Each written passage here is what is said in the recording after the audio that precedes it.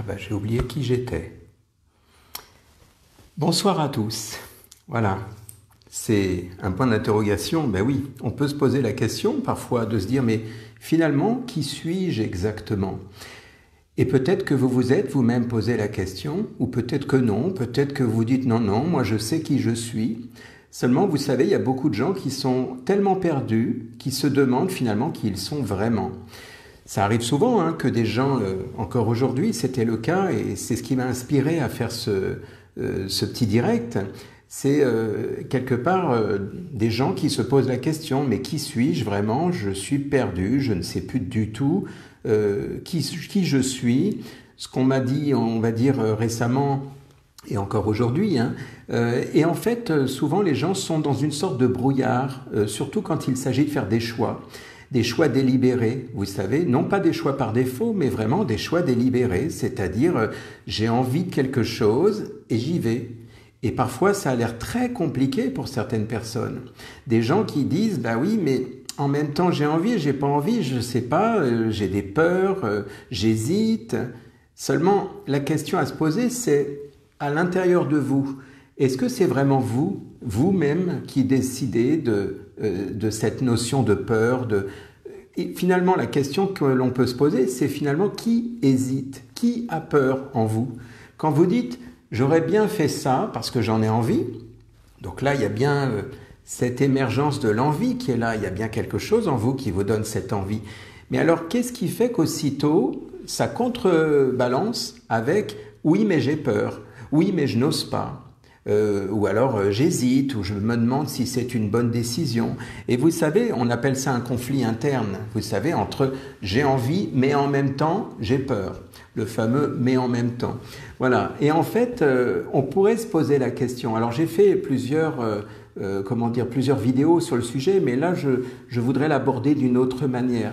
Parce que ça semble tellement simple. Si je vous demande, est-ce que vous savez qui vous êtes? Bah oui, ça semble simple de répondre, bah oui, je sais qui je suis un tel, je suis un homme, je suis une femme, bref, je suis, je sais pas, vous pouvez même dire votre métier, je suis hypnothérapeute, etc.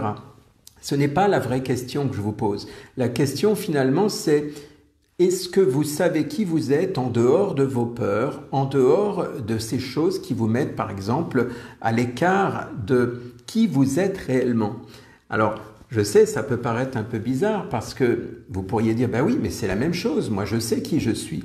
Là, je vous demande si vous êtes réellement centré à l'intérieur de qui vous êtes vraiment. C'est une question qui est à la fois simple, banale et pourtant qui est très complexe. Parce qu'en fait, le seul moyen de savoir qui vous êtes, eh bien, c'est de savoir ce que vous n'êtes pas. Ah, alors là, on entre un peu plus dans le sujet. C'est-à-dire que, comme je vous disais tout à l'heure, est-ce que vous êtes vos peurs? Est-ce que vous êtes vos hésitations? Est-ce que vous êtes, par exemple, la partie de vous qui, je ne sais pas, moi, fait des projections, qui se dit, oui, mais est-ce que c'est raisonnable? Est-ce que ça va fonctionner? Parce que ces parties-là, finalement, qui vous dit que ce ne sont pas des parties qui ressemblent à des empreintes? Des empreintes par rapport notamment à vos parents, à vos profs, à vos amis, à des gens qui finalement vous ont mis dans la tête ces peurs, ces inquiétudes, ces hésitations. Parce qu'en réalité, qu'est-ce que vous en savez, vous, si vous n'êtes pas justement en dehors de toutes ces pensées qui ne vous appartiennent pas? Vous savez, c'est très fréquent, par exemple, de voir un parent inquiet pour son enfant. Un parent qui, par exemple, alors que l'enfant est complètement... il y va, il a envie de faire ça, il le fait. Et puis le parent qui commence à s'inquiéter en disant « Ouh là là, mais j'ai peur pour mon enfant, je me demande s'il va réussir. » Eh bien, imaginez que l'enfant reçoive cette information, que ce soit directement, parce que le parent dit « Tu sais, je sais pas ce qu'on va faire de toi, il faut absolument que tu réussisses, il faut que tu aies des bonnes notes, parce que là, je suis inquiet pour ton avenir. » Vous voyez, imaginez que vous entendiez ça en tant qu'enfant. L'inquiétude qui grandit en vous, ce n'est pas la vôtre. C'est celle de votre père ou de votre mère qui s'est inquiété parce qu'il ou elle s'est dit « Je ne sais pas, j'ai peur, qu'est-ce que tu vas faire si tu redoubles ?» par exemple.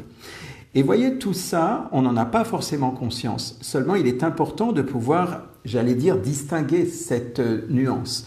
Parce qu'au moment où vous mettez de la conscience, on va dire de la lumière, sur ça, en vous disant « Mais au fait, oui, ça c'est ce que mon père disait, c'est lui qui était dans cette façon de penser, ou ça c'est ce que ma mère me disait, c'est elle qui avait peur. Eh bien au final, vous arrivez à faire le tri. Vous arrivez au final à dire ça c'est à moi, ça n'est pas à moi. Et en fait, l'idée, et c'est souvent un travail que je donne en séance, c'est d'imaginer comme si vous faites un tri. Vous êtes chez vous, vous allez trier par exemple des vêtements et vous allez faire l'inventaire en disant bon ça c'est pas à moi, ça c'est à moi. Ou on peut changer de métaphore, on peut dire ça ne me correspond plus parce que c'est démodé, ça je le garde. En fait, vous voyez, vous faites le tri entre ce que vous gardez et ce que vous relâchez. Et l'idée, en fait, là je vais vous parler un petit peu de ce qu'on appelle le dépouillement. Le dépouillement, c'est le fait de se débarrasser de tout ce qui n'a rien à voir avec vous.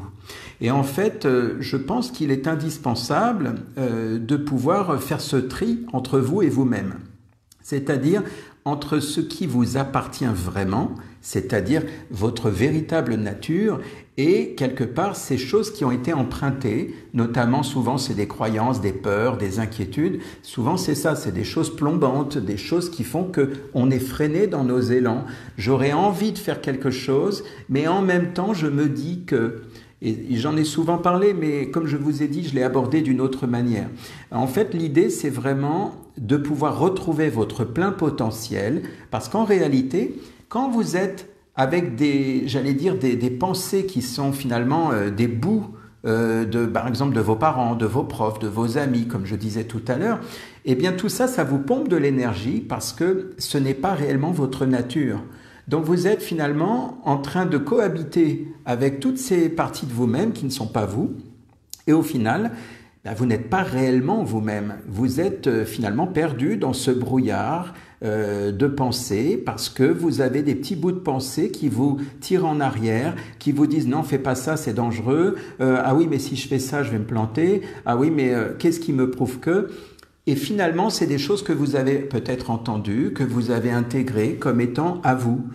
Eh bien, l'idée, c'est d'arriver à faire ce tri avec vous-même, de vous dire en conscience, est-ce que ces peurs m'appartiennent? Par exemple, si souvent vous avez votre premier élan qui est une envie, parce que vous sentez, je sais pas, il y a comme une excitation à l'idée d'aller vers un projet, vers un objectif, et il y a un oui mais quelque part. Eh bien, quand vous avez un oui mais dans votre cerveau, dans votre esprit, posez-vous là la question de vous dire, mais au fait, ce oui mais là, ce frein, cette peur qui m'empêche d'aller alors que j'avais cet élan, j'avais envie, j'étais waouh, je me disais c'est génial.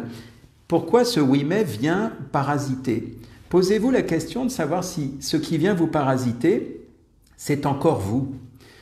Je sais que c'est subtil. Je vous dis, quand je travaille moi là-dessus, effectivement, souvent c'est pas simple. On le fait avec l'hypnose, mais on le fait aussi avec un jeu de questionnement. Moi là, quand je vous le dis, évidemment, vous ne pouvez pas me répondre, mais ça peut être intéressant de vous poser la question parce que, comme je vous disais, à la base, vous avez votre plein potentiel, vous avez votre pleine énergie, j'allais presque dire votre plein pouvoir. Et ce plein pouvoir est endommagé par des pensées parasites qui ne sont pas vous, un peu comme si dans votre ordinateur, eh bien, vous aviez une sorte de virus qui ralentit la machine. Et du coup, la machine ne peut pas fonctionner correctement s'il y a des choses qui viennent de l'extérieur, qui ralentissent finalement votre ordinateur. Donc, si vous êtes dans l'idée que dans l'ordinateur, vous comprenez que ça puisse ralentir la machine, eh bien, on pourrait se poser la même question sur nous en tant qu'êtres humains, puisque finalement, nous fonctionnons, nous aussi, avec notre pensée et des choses qui viennent de l'extérieur. Vous savez, quand on a des peurs, ce ne sont pas forcément nos peurs. Quand on a des hésitations, quand on hésite entre deux choses, il y a à la fois nos peurs, il y a nos blessures, il y a nos conditionnements, il y a toutes ces choses qui finalement ne sont pas nous. Et ce que je voulais aujourd'hui, c'était partager ça avec vous parce que peut-être que vous pourriez vous questionner sur le sujet. Ça ne coûte rien de le faire, hein. C'est juste simplement, comme je disais tout à l'heure, de vous dépouiller en conscience en faisant ce tri avec vous-même, de vous dire, allez, on va voir un petit peu qu'est-ce qui se passe quand il y a un oui, mais. Parce que ce serait vraiment dommage de vous empêcher d'atteindre vos rêves juste parce qu'il y a quelque chose dans votre cerveau qui vous dit « Oui, mais est-ce que ça va marcher ? Oui, mais est-ce que tu es à la hauteur ? Est-ce que tu vas y arriver ?» Alors, petite astuce, hein, si vous voulez, c'est que il y a une différence. Des fois, quand dans votre cerveau, vous entendez par exemple, oui, mais je ne suis pas sûr d'y arriver. Bon, le je, ça peut être votre interprétation personnelle. Maintenant, si vous entendez quelque chose du genre, oui, mais tu n'y arriveras pas, c'est trop dur, c'est pas pour toi. Là, vous entendez toi, tu, te. Et là, il y a fort à parier que ce soit vraiment extérieur. C'est-à-dire que ce soit peut-être quelque chose que vos parents vous disaient avant. Tu n'y arriveras pas, tu ne peux pas, comme si on vous pointait du doigt, voyez. Et donc, si vous dites je, c'est que vous voulez t'approprier. Par exemple, oh, je ne vais pas y arriver, je suis trop nul, ce n'est pas pour moi. Seulement, si vous entendez ça, c'est que vous avez tellement conditionné la chose que vous voulez t'approprier comme étant, bah oui, je me dis que je ne vais pas y arriver. Maintenant, si au premier abord, vous vous dites, ah, j'aimerais bien, mais c'est pas possible. Et dans ma tête, j'entends, tu n'y arriveras pas, t'es trop nul. Eh bien là, il y a fort à parier que ce soit vraiment quelqu'un de l'extérieur qui vous ait donné ce schéma de conditionnement. Parce que normalement, quelque part, si vous êtes libéré de tout ça, il ne devrait pas y avoir ces petites voix parasites dans votre esprit. Il ne devrait pas y avoir, en quelque sorte, des freins à votre élan naturel. Le meilleur moyen, si vous voulez, par rapport à ce que je viens de dire, prenez l'exemple d'un enfant. Un enfant qui, comme je disais tout à l'heure, il y va, quoi. Il joue, il fait quelque chose et il y va sans se poser de questions. Il y va et puis simplement, c'est en grandissant qu'il finit par avoir peur parce qu'il y a eu des expériences qui finalement l'ont freiné. Peut-être qu'une fois, il a fait quelque chose puis ça s'est mal passé, donc maintenant il a la peur dans sa tête. Donc là, oui, la peur, c'est la peur par rapport à ses expériences. Mais là, ce que je voulais vous dire ce soir, c'était la peur par rapport à, non pas ma propre expérience qui fait que j'ai réfléchi et maintenant je fais attention, mais plutôt ma peur par rapport à une petite voix qui me dit « tu ne vas pas y arriver » ou « c'est dangereux » ou « il faut pas ». Et là, ce n'est pas mon expérience, là, c'est simplement une sorte d'héritage de quelque chose qui n'est pas moi. Et tout ça, ça va faire finalement du bien à votre cerveau parce que, comme je vous disais, se dépouiller de tout ça va permettre d'honorer en fait en vous-même cette créativité qui est en vous, cette puissance qui est en vous qui fait que vous êtes le créateur de vos choix et que vous puissiez vous dire j'ai choisi parce que j'en avais envie et non pas j'ai choisi parce que tu comprends c'est compliqué alors il a fallu que, parce que là ça serait un choix par défaut. Et ce choix par défaut, comme je disais, il y a fort à parier que ce soit à cause de vos peurs qui ne sont pas les vôtres. J'espère que j'ai été assez clair. Donc voilà, l'idée c'est que vous pourriez vous poser la question en conscience, comme ça ferait une sorte d'autothérapie. Ça serait génial, tout bénéfice, vous n'avez même pas besoin de venir me voir. Vous vous rendez compte? Ça veut dire que vous pourriez vous-même régler ça simplement par une prise de conscience. Donc c'est tout bénéfice. Voilà, bien, je vous laisse méditer sur le sujet et puis n'hésitez pas s'il y a des questions sur ces notions. Rappelez-vous d'une chose, si je fais un choix par envie, parce que ça me motive, ça m'encourage, c'est excitant, ça me donne des ailes, là, c'est en général vous, parce que vous êtes connecté à une source de plaisir, à un élan naturel, à la joie. Et la joie vous appartient. En revanche, si c'est « je le fais parce que j'ai peur », alors je fais ça, je vais dans une direction parce que j'ai peur d'aller de l'autre côté, ou j'aimerais bien le faire mais je n'ose pas, eh bien ces freins, c'est en général des choses qui vous empêchent mais qui ne sont pas vous. Et c'est très subtil comme nuance. Mais en même temps, l'idée c'est que en prenant conscience de tout ce qu'on est en train de se dire là, de tout ce que je vous dis, vous êtes en train d'imaginer que si vous étiez à une intersection entre une route qui va à droite, une route qui va à gauche et un brouillard devant vous, eh bien d'un coup le brouillard se dissipe et vous vous dites mais bon sang, mais moi je sais où je veux aller, c'est là que je veux aller. Et il y aurait même encore mieux, plutôt que de dire est-ce que je prends le chemin de gauche ou le chemin de droite, ça serait simplement de fabriquer vous-même votre chemin, de le créer vous-même, de vous dire moi je choisis de me construire mon chemin. Et là l'avantage c'est que c'est vraiment pour le coup votre essence, c'est vraiment quelque chose qui vous appartient et dont vous êtes le créateur. Rappelez-vous, nous sommes tous des créateurs en puissance. Je vous souhaite une belle soirée.